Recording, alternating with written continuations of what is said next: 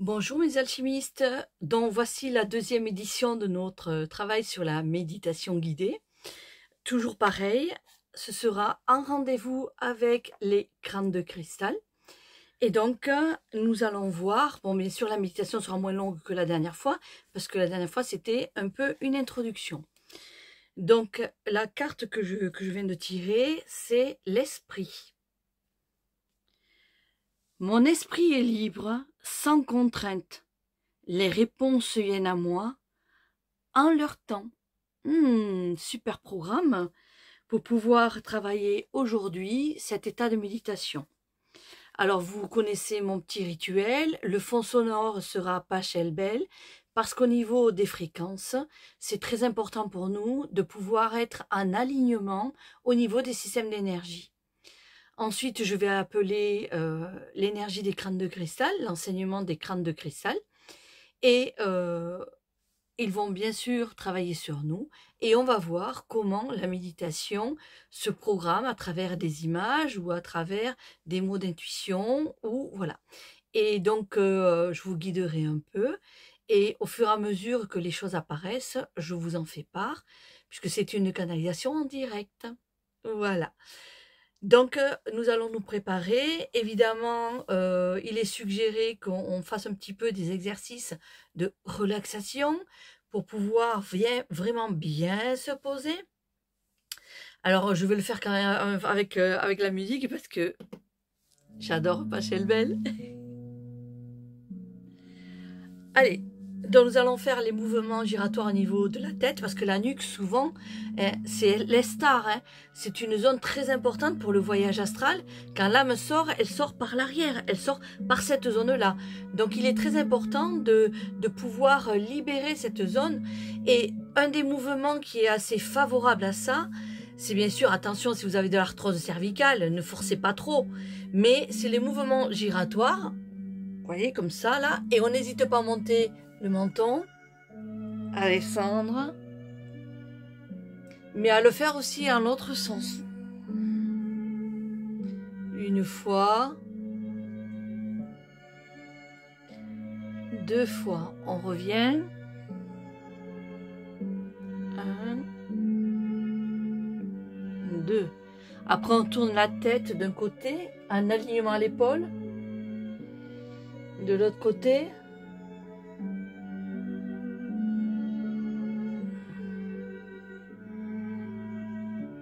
Encore une fois. Voilà. On va faire 3 respirations profondes en montant les épaules. On baisse les épaules.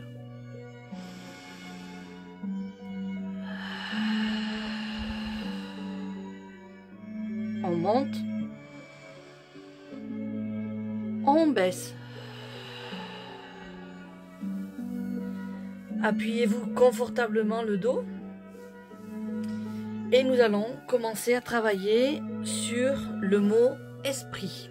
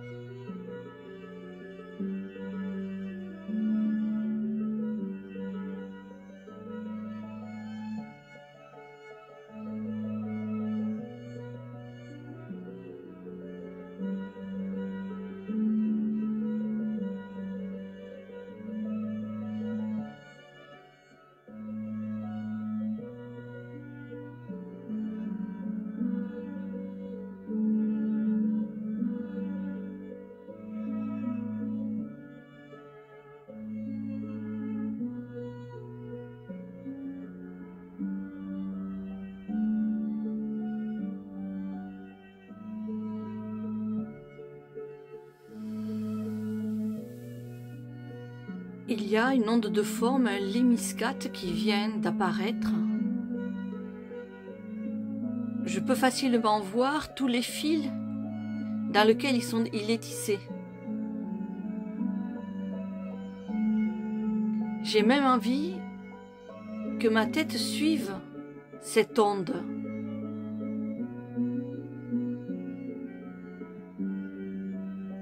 Et je le fais. Faites-le vous aussi.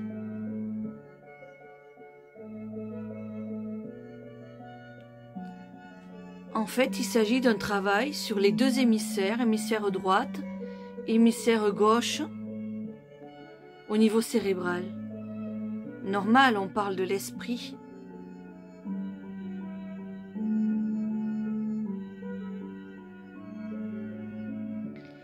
C'est comme si, avec ce lémiscate, notre tête allait se repositionner sur son atlas, sur son angle qui la tient, sur nos épaules, sur notre cou.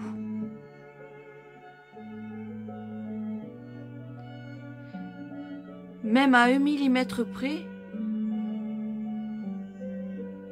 lorsque notre tête est décalée, suite à un accident, un choc, une chute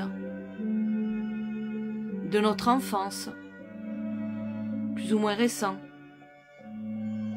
il y a un décalage sur l'atlas. Et c'est là où tout tire sur notre cou. C'est là où commencent les tensions.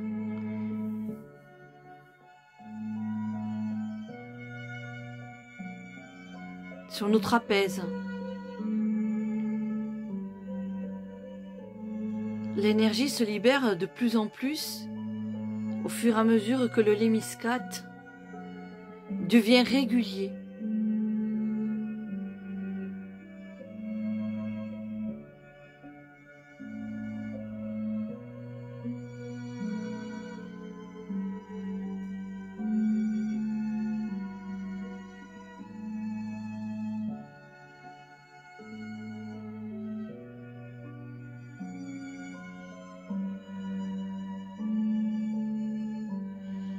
C'est une énergie libératrice.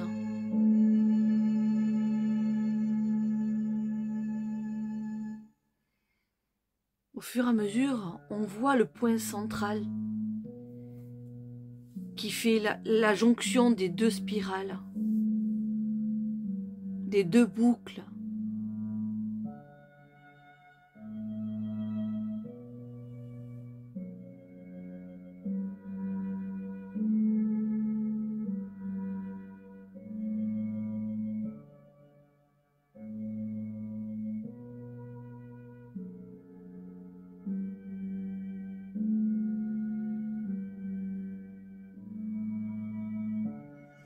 Sur l'arrière de la nuque, on ressent comme le fluide rachidien qui monte, comme une sève qui monte le long d'un tronc. Vraiment, on sent là sur l'arrière, là.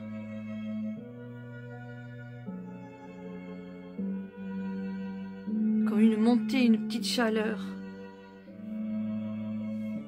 On sent le liquide passer. C'est très agréable.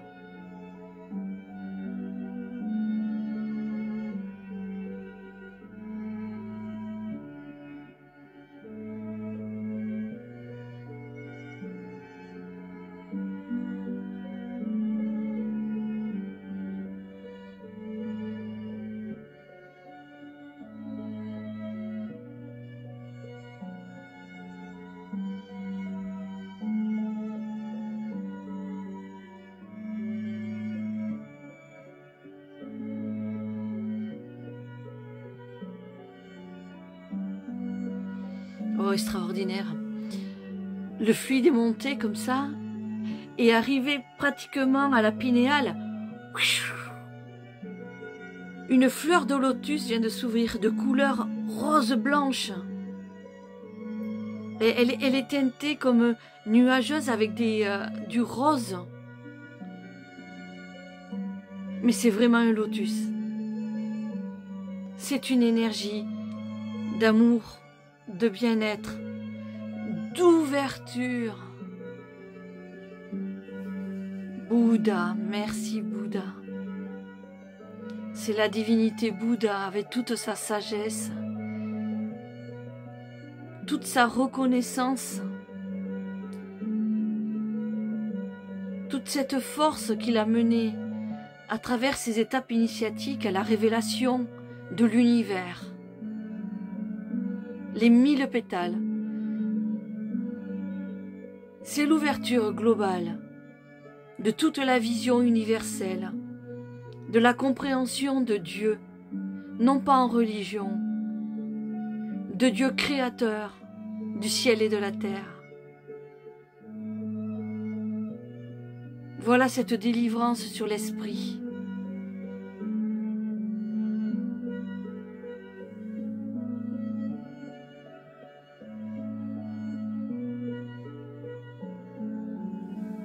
Bouddha me fait dire des embûches, des cailloux sur le passage, il y en aura toujours. Mais sachez que même si vous n'y arrivez pas tout seul, il y aura toujours à côté de vous quelqu'un, une énergie, un être humain, un plan céleste qui vous aidera à trouver les solutions. Ce chemin, c'est celui que vous devez arpenter. Et si vous tombez, c'est toujours pour mieux apprendre. Mais dans cet apprentissage, il y aura des rencontres exceptionnelles. Quelqu'un qui vous aidera à vous relever? Quelqu'un qui pansera vos blessures? Quelqu'un sur qui vous pourrez vous appuyer par l'épaule pour marcher le temps de votre guérison? Quelqu'un qui vous prêtera ses chaussures qui seront plus assurées pour cette longue marche, ou qui vous les offrira. Telle est la loi de l'univers. J'ai passé toutes ces étapes initiatiques, où j'ai été toujours dans l'extrême de comprendre si c'était la meilleure des voies. Dans la méditation, dans l'ascétisme et dans bien d'autres chemins. Et j'ai grandi à chaque étape. Ces étapes, c'est aussi à l'humanité à les passer. Mais j'ai gardé toujours cette lumière intérieure. Si je suis attribuée à la sagesse, c'est que mon cœur n'a jamais eu de doute dans des peurs, dans des craintes.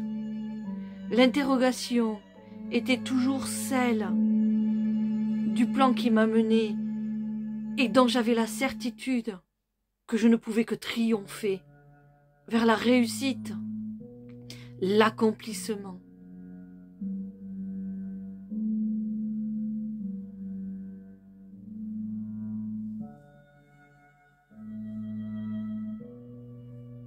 La lumière restaurée en vous, en votre esprit.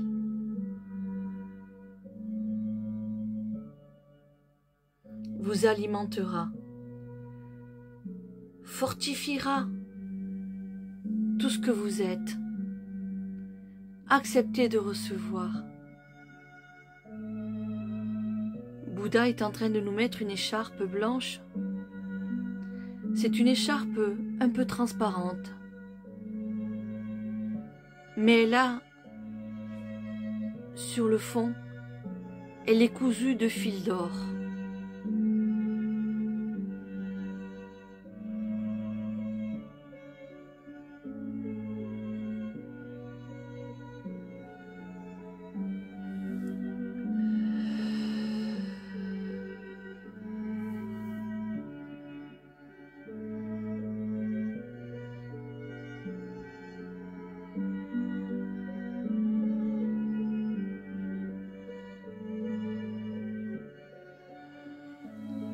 Nous allons faire 2 respirations profondes. Expire.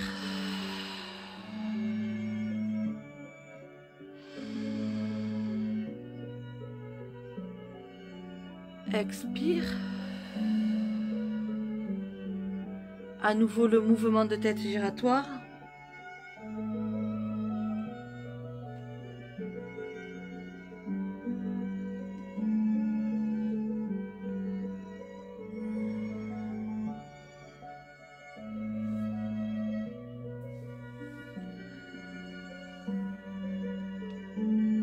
Bouddha. Bouddha. Qu'il est merveilleux. Il est d'une douceur énergétique. Il est extraordinaire dans sa présence. Il nous a encouragés à avancer. Il nous a suggéré de ne pas baisser les bras. Il a passé aussi des moments très durs, comme tout initié ont passé des moments très durs.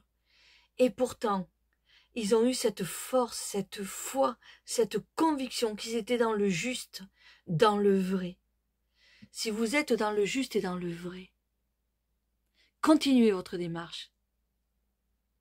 Voilà, nous venons de faire une première étape, une première pause dans un petit village où Maître Bouddha nous attendait. Alors je vous donne rendez-vous à la prochaine station. On verra qui sera présent dans notre travail de méditation, canalisation. C'est plus de la canalisation, vous avez compris.